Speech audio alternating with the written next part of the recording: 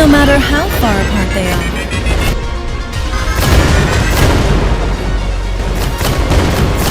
A choice made in one reality can scar another.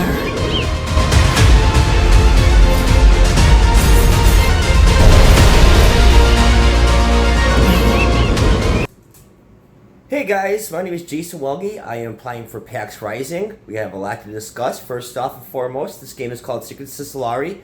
This is a setup right here. I am currently staying at my father's right now. I actually live off-grid. We'll talk a little bit more about that as well.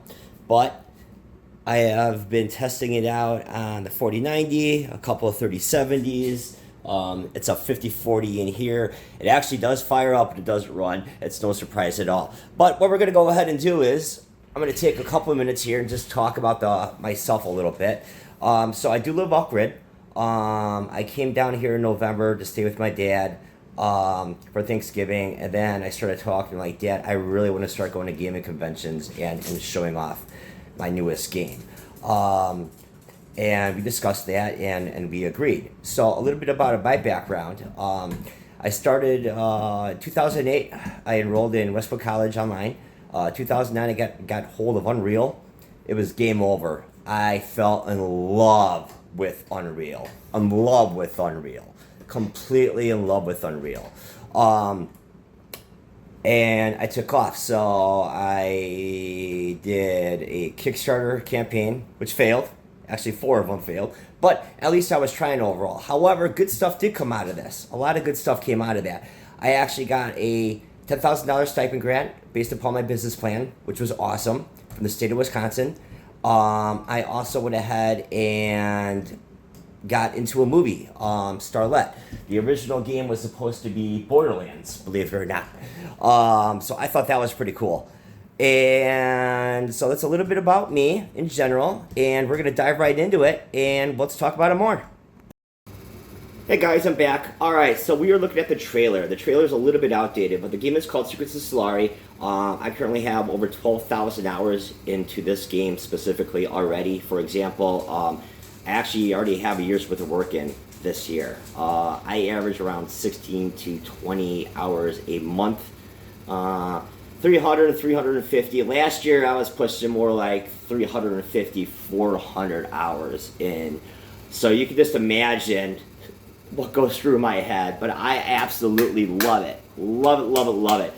Living off grid, it's kind of been a challenge doing it, but again, I'm at my dad's, which is making things easier. So the game is massively huge. It's based upon parallel universes, and specifically in the quantum physics world, entanglement. Your consciousness is entangled to another parallel universe, to another, and to another, and to another. And you start off in a cryotube chamber, and they were doing experiments on you. I'm not going to say who, but they were doing experiments on you. And with the suit on, you could totally entangle into another conscience. The problem with that is that things went wrong, everyone disappeared, and the parallel universes are colliding into one. So Earth, this one, that one, different realms, they're all colliding into one, which gives us Solari. The play mechanics are solid, as we can go ahead and see overall. We have a first-person view, we have a third-person view, and now I even changed the camera where we have another camera on the back side as well, specifically for the bow and arrow. The game is 75 times bigger than Skyrim, landscape-wise, and it doesn't even feel that way because the game is so fast-moving paced overall. And we're going to go ahead and dive in and take a look at things more now. So, let's go! Okay guys, so what we're looking at now is we're looking at the open world. Again, it's 75 times bigger than Skyrim, but it does not feel that way at all whatsoever because the game is very fast-moving paced, completely fast-moving paced. I already have plans for Chapter 2 overall in general. I'm going to be focused on multiplayer and entering the buildings. Gameplay-wise, hour-wise, we're going to be probably around 16 to 18 hours in general because there's mining, there's crafting in here, integrated in the kick butt story.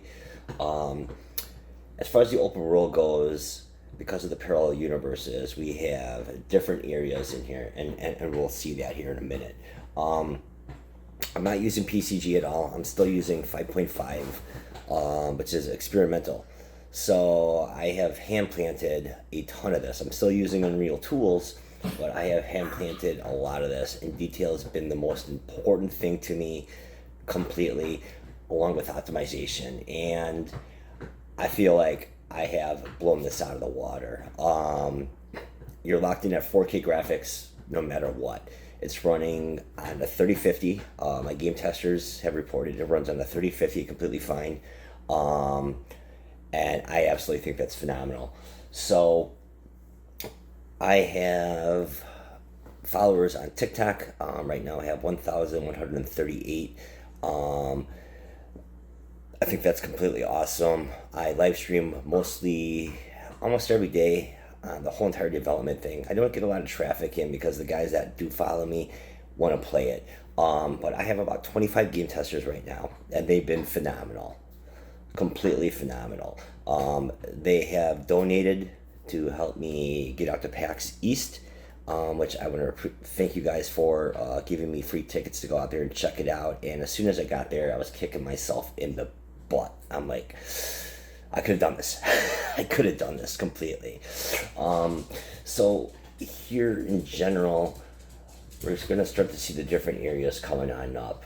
Over here, I have a bunch of boss fights too, a bunch of mini boss fights. There are objectives in here. There's a quest line in here. There are side quests in here. More of that's going to be implemented as time goes on. But for example, right here, it's one of my new bosses that I have. I've done all the programming as well. I've been doing this solo completely. Here, I have to go ahead and work on the lighting in this specific area for the castle, inside the castles. But this is completely fully playable as well. And this is just part of it. There's a whole nother side on to the left that I didn't show off in the video, the mech area, whole other side. And we're going through, now we're going to go into the rainforest area. I've been working on villages. There's other creatures in here. There's actually endless dungeons in here as well. And it's procedural, so they're going to change consistently. I'm starting to implement that in as well. This is a village, and then we have the volcano area, which you guys will go ahead and see here as well. So overall, again, I have like 12,000 hours in,